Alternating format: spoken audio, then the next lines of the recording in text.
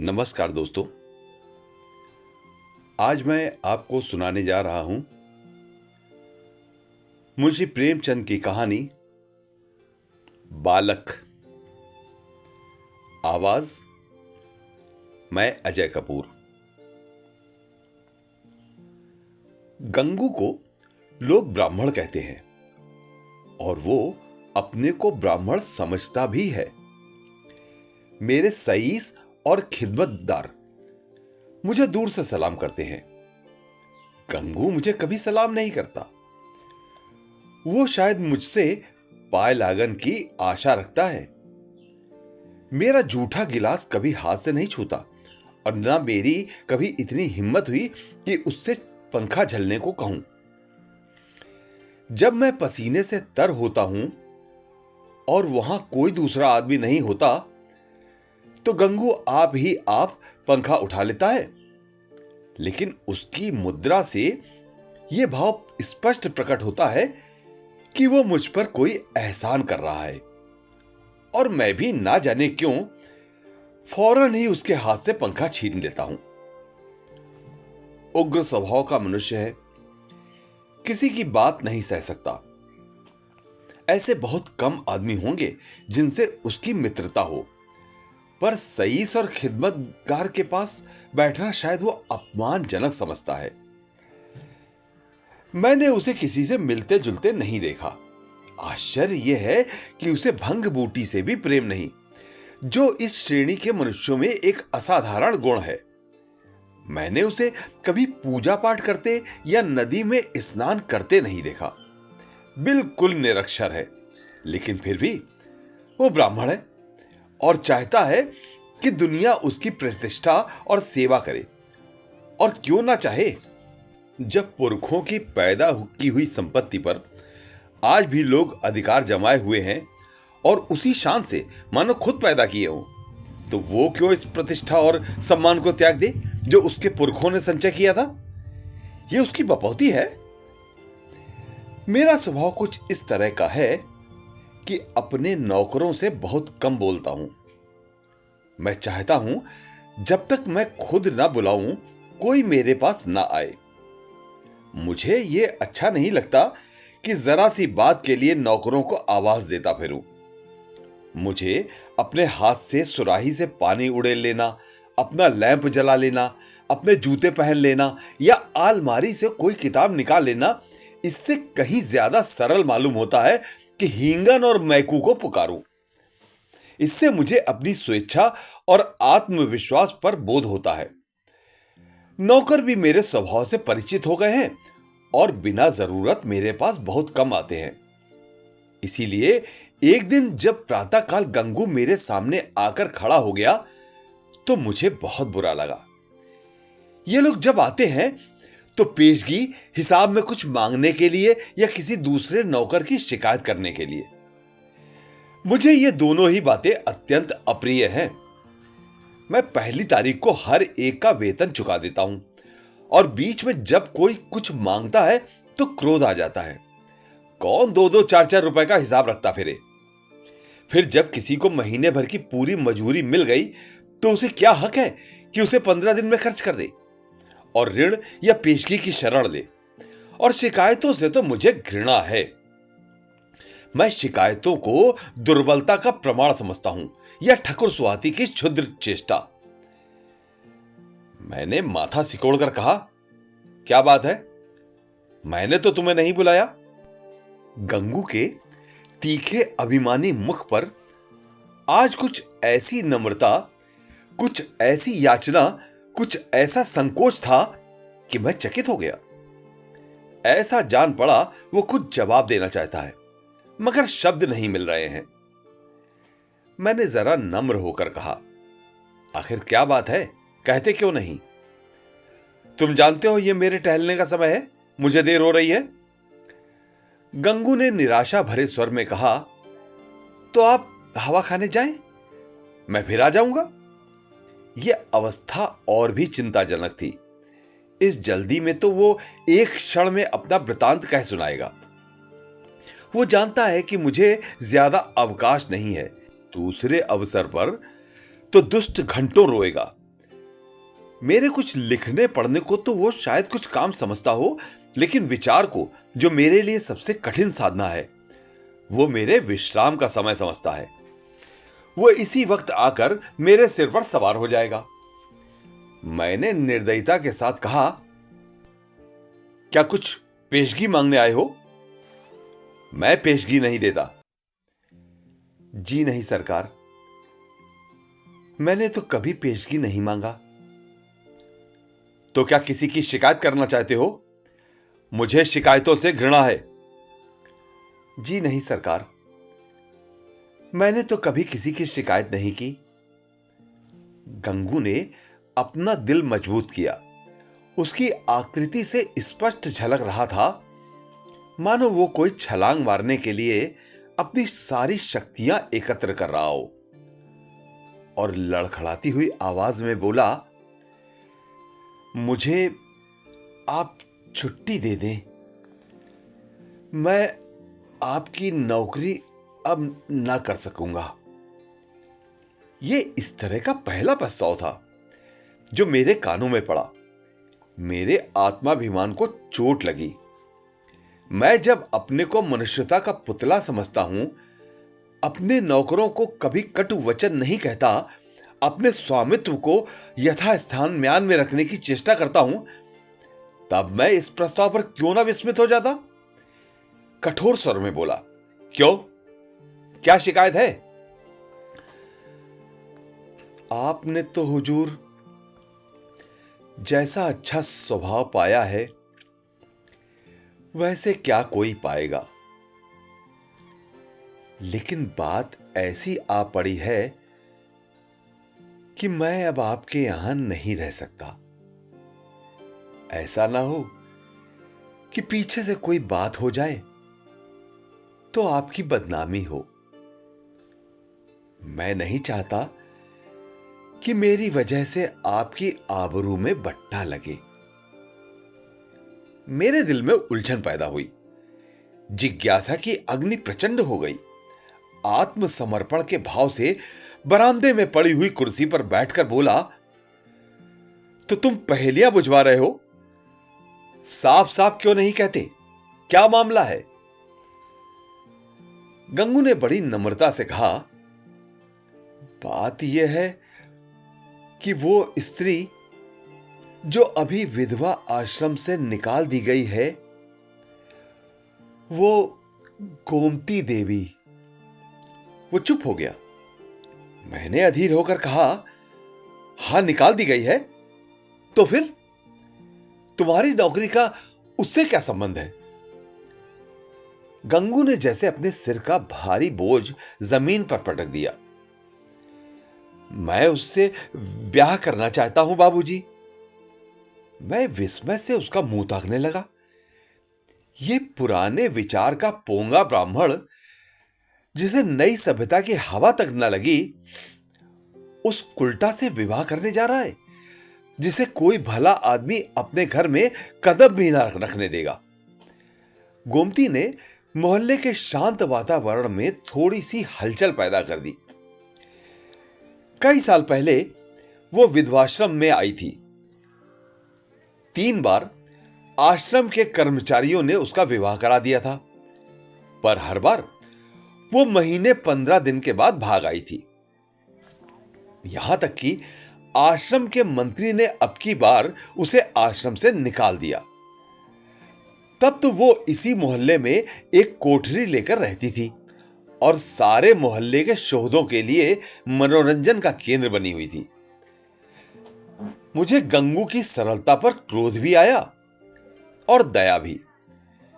इस गधे को सारी दुनिया में कोई स्त्री ही ना मिलती थी जो इससे विवाह करने जा रहा है।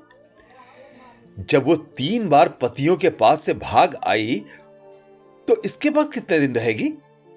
कोई गांठ का पूरा आदमी होता तो एक बात थी, शायद साल 6 महीने टिक जाती। ये तो निपट आंख का अंधा है, 1 सप्ताह भी तो निभाना होगा। मैंने चेतावनी के भाव से पूछा, तुम्हें उस स्त्री की जीवन कथा मालूम है? गंगू ने आंखों देखी बात की तरह कहा, सब झूठ है सरकार। लोगों ने नाहक उसको बदनाम कर दिया है। क्या कहते हो? वो 3 बार अपने पतियों के पास से नहीं भाग आई। उन लोगों ने उसे निकाल दिया तो क्या करती? कैसे बुद्धू आदमी हो। कोई इतनी दूर से आकर विवाह करके ले जाता है, हजारों रुपए खर्च करता है इसलिए कि औरत को निकाल दे। गंगू ने भावुकता से कहा, जहां प्रेम नहीं है हुजूर, वहां कोई स्त्री नहीं रह सकती। स्त्री केवल रोटी कपड़ा ही नहीं चाहती, कुछ प्रेम भी तो चाहती है। वो लोग समझते होंगे कि हमने एक विधवा से विवाह करके उसके ऊपर कोई बहुत बड़ा एहसान किया है। चाहते होंगे कि तन मन से वो उसकी हो जाए। लेकिन दूसरे को अपना बनाने के लिए पहले आप उसका बन जाना पड़ता है हुजूर। ये बात है। फिर उसे एक बीमारी भी है। उसे कोई भूत लगा हुआ है। ये कभी कभी बकझक करने लगती है और बेहोश हो जाती है। और तुम ऐसी स्त्री से विवाह करोगे? मैंने संदिग्ध भाव से सिर हिलाकर कहा। समझ लो, जीवन कड़वा हो जाएगा। गंगू ने शहीदों के से आवेश से कहा, मैं तो समझता हूं मेरी जिंदगी बन जाएगी बाबूजी, आगे भगवान की मर्जी। मैंने जोर देकर पूछा, तो तुमने तय कर लिया है? हां हुजूर। तो मैं तुम्हारा इस्तीफा मंजूर करता हूं। मैं निरर्थक रूढ़ियों और व्यर्थ के बंधनों का दास नहीं हूं। लेकिन जो आदमी एक दुष्टा से विवाह करे, उसे अपने यहां रखना वास्तव में जटिल समस्या थी। आए दिन टंटे बखेड़े होते रहेंगे, नई नई उलझनें पैदा होंगी। कभी पुलिस दौड़ कर आएगी, कभी मुकदमे खड़े होंगे। संभव है चोरी की वारदातें भी हों। इस दलदल से दूर रहना ही अच्छा।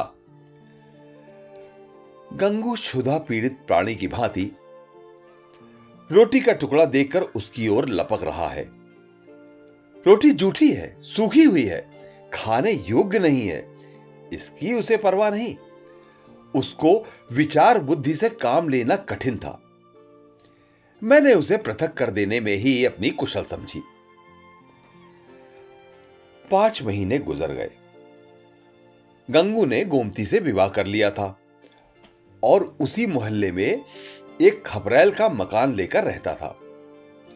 वो अब चाट का खोमचा लगाकर गुजर बसर करता था। मुझे जब कभी बाजार में मिल जाता तो मैं उसका कुशल क्षेम पूछा करता। मुझे उसके जीवन से विशेष अनुराग हो गया था। यह एक सामाजिक प्रश्न की परीक्षा थी।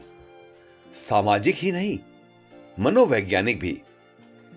मैं देखना चाहता था इसका परिणाम क्या होता है। मैं गंगू को सदैव प्रसन्न मुख देखता। समृद्धि और निश्चिंतता के मुख पर जो एक तेज और स्वभाव में जो एक आत्मसम्मान पैदा हो जाता है, वो मुझे यहां प्रत्यक्ष दिखाई देता था। रुपए 20 आने की रोज बिक्री हो जाती थी। इसमें लागत निकालकर 8-10 आने बच जाते थे। यही उसकी जीविका थी। किंतु इसमें किसी देवता का वरदान था, क्योंकि इस वर्ग के मनुष्यों में जो निर्लज्जता और विपन्नता पाई जाती है, इसका वहां चिन्ह तक नहीं था। उसके मुख पर आत्मविश्वास और आनंद की झलक थी, जो चित्त की शांति से ही आ सकती है। एक दिन मैंने सुना कि गोमती गंगू के घर से भाग गई है। कह नहीं सकता क्यों। मुझे इस खबर से एक विचित्र आनंद प्राप्त हुआ। मुझे गंगू के संतुष्ट और सुखी जीवन पर एक प्रकार की ईर्ष्या होती थी। मैं उसके विषय में किसी अनिष्ट की, किसी घातक अनर्थ की, किसी लज्जास्पद घटना की प्रतीक्षा करता था। इस खबर से इस ईर्ष्या को सांत्वना मिली। आखिर वही बात हुई जिसका मुझे विश्वास था। आखिर बच्चों को अपनी अदूरदर्शिता का दंड भोगना पड़ा। अब देखें बच्चों कैसे मुंह दिखाते हैं। अब आंखें खुलेंगी और मालूम होगा कि लोग जो उन्हें इस विवाह से रोक रहे थे उनके कैसे शुभ चिंतक थे। उस वक्त तो ऐसा मालूम होता था मानो आपको कोई दुर्लभ पदार्थ मिला जा रहा हो, मानो मुक्ति का द्वार खुल गया हो। लोगों ने कितना कहा कि यह स्त्री विश्वास के योग्य नहीं है, कितनों को दगा दे चुकी है, तुम्हारे साथ भी दगा करेगी, लेकिन इनके कानों पर जूं तक न देगी। अब मिले तो जरा इनका मिजाज पूछूं। कहूं क्यों महाराज, देवी जी का यह वरदान पाकर प्रसन्न हुए या नहीं? तुम तो कहते थे वो ऐसी है वैसी है, लोग उस पर कोई दुर्भावना के कारण दोष आरोपित करते हैं। अब बतलाओ किसकी भूल थी? उसी दिन संयोगवश गंगू से बाजार में भेंट हो गई। घबराया हुआ था, बदहवास था, बिल्कुल खोया हुआ। मुझे देखते ही उसकी आंखों में आंसू भर आए, लज्जा से नहीं व्यथा से। मेरे पास आकर बोला, बाबूजी, गोमती ने मेरे साथ विश्वासघात किया। मैंने कुटिल आनंद से लेकिन कृत्रिम सहानुभूति दिखाकर कहा, तुमसे तो मैंने पहले ही कहा था, लेकिन तुम माने ही नहीं। अब सब्र करो, इसके सिवा और क्या उपाय है? रुपए पैसे ले गई या कुछ छोड़ गई? गंगू ने छाती पर हाथ रखा। ऐसा जान पड़ा मानो मेरे इस प्रश्न ने उसके हृदय को विदीर्ण कर दिया। अरे बा, मैंने कुटिल परिहास आरंभ किया। तो तुम्हारे घर से कुछ नहीं ले गई? कुछ भी नहीं बाबूजी, धेले की भी चीज नहीं। और तुमसे प्रेम भी बहुत करती थी। अब आपसे क्या कहूं बाबूजी, वो प्रेम तो मरते दम तक याद रहेगा। फिर भी तुम्हें छोड़कर चली गई। यही तो आश्चर्य है बाबूजी। तिरिया चरित्र का नाम कभी सुना है? अरे बाबूजी, ऐसा ना कहिए। मेरी गर्दन पर कोई छुरी रख दे तो भी मैं उसका यश ही गाऊंगा। तो फिर ढूंढ निकालो। हां मालिक, जब तक उसे ढूंढ ना लाऊंगा मुझे चैन ना आएगा। मुझे इतना मालूम हो जाए कि वो कहां है, फिर तो मैं उसे ले ही आऊंगा। और बाबूजी, मेरा दिल कहता है कि वो आएगी जरूर। देख लीजिएगा, वो मुझसे रूठ कर नहीं गई, लेकिन दिल नहीं मानता। जाता हूं, महीने 2 महीने जंगल पहाड़ की धूल छानूंगा। जीता रहा तो फिर आपके दर्शन करूंगा। यह कहकर वो उन्माद की दशा में एक तरफ चल दिया। इसके बाद मुझे एक जरूरत से नैनीताल जाना पड़ा। सैर करने के लिए नहीं, 1 महीने के बाद लौटा और अभी कपड़े भी ना उतारने पाया था कि देखता हूं गंगू एक नवजात शिशु को गोद में लिए खड़ा है। शायद कृष्ण को पाकर नंद भी इतने पुलकित ना हुए होंगे। मालूम होता था उसके रोम रोम से आनंद फूटा पड़ता है। चेहरे और आंखों से कृतज्ञता और श्रद्धा के राग से निकल रहे थे। कुछ वही भाव था जो किसी क्षुधा पीड़ित भिक्षुक के चेहरे पर भरपेट करने के बाद नजर आता है। मैंने पूछा, कहो महाराज, गोमती देवी का कुछ पता चला? तुम तो बाहर गए थे। गंगू ने आपे में न समाते हुए जवाब दिया, हां बाबूजी, आपके आशीर्वाद से ढूंढ लाया। लखनऊ के जनाने अस्पताल में मिली। यहां एक सहेली से कह गई थी कि अगर वो बहुत घबराए तो बतला देना। मैं सुनते ही लखनऊ भागा और उसे घसीट लाया। घाते में ये बच्चा भी मिल गया। उसने बच्चे को मेरी तरफ बढ़ाया, मानो कोई खिलाड़ी तमगा पाकर दिखा रहा हो। मैंने उपहास के भाव से पूछा, अच्छा, ये लड़का भी मिल गया? शायद इसीलिए वो यहां से भागी थी। है तो तुम्हारा ही लड़का। मेरा काहे को है बाबूजी, आपका है, भगवान का है। तो लखनऊ में पैदा हुआ? हां बाबूजी, अभी तो कुल 1 महीने का है। तुम्हारे ब्याह हुए कितने दिन हुए? ये 7वां महीना जा रहा है। तो शादी के 6ठे महीने पैदा हुआ। और क्या बाबूजी, फिर भी तुम्हारा लड़का है? हां जी। कैसी बेसिर पैर की बात कर रहे हो? मालूम नहीं वो मेरा आशय समझ रहा था या बन रहा था। उसी निष्कपट भाव से बोला, मरते मरते बची बाबूजी, नया जन्म हुआ है। 3 दिन 3 रात छटपटाती रही, कुछ ना पूछिए। मैंने अब जरा व्यंग भाव से कहा, लेकिन 6 महीने में लड़का होते आज ही सुना। ये चोट निशाने पर जा बैठी।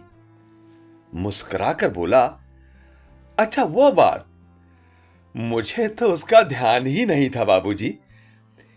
इसी भय से तो गोमती भागी थी। मैंने कहा, गोमती, अगर तुम्हारा मन मुझसे नहीं मिलता तो तुम मुझे छोड़ दो। मैं अभी चला जाऊंगा और फिर कभी तुम्हारे पास ना आऊंगा। तुमको जब कुछ काम पड़े तो मुझे लिखना, मैं भरसक तुम्हारी मदद करूंगा। मुझे तुमसे कुछ मलाल नहीं है। मेरी आंखों में तुम अब भी उतनी ही भली हो।